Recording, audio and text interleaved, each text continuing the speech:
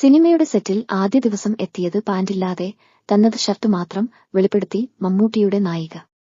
തമിഴിലും തെലുങ്കിലും ഏറെ തിരക്കുള്ള താരമാണ് പൂനം ബജ്വ. ഭരത് നായകനായ തമിഴ് ചിത്രം സെവലിലൂടെയാണ് ചലച്ചിത്രരംഗത്തേക്ക് കടന്നുവരുന്നത്.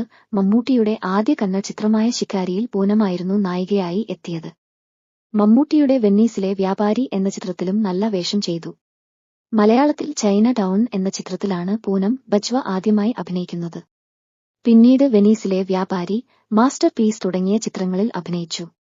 വിനയന്റെ 19-ാം നൂറ്റാണ്ട്, സുരേഷ് ഗോപി നായകനായ മേം ഹൂ മൂസ എന്നീ സിനിമകളിലാണ് അവസാനമായി അഭിനയിച്ചത്. ഗ്ലാമർ വേഷം ചെയ്യാൻ മടികാണിക്കാത്ത താരം തന്റെ കരിയറിന്റെ തുടക്കത്തിലെ ആദ്യകാലത്തെ ചില അനുഭവങ്ങൾ വെളിപ്പെടുത്തുകയാണ്.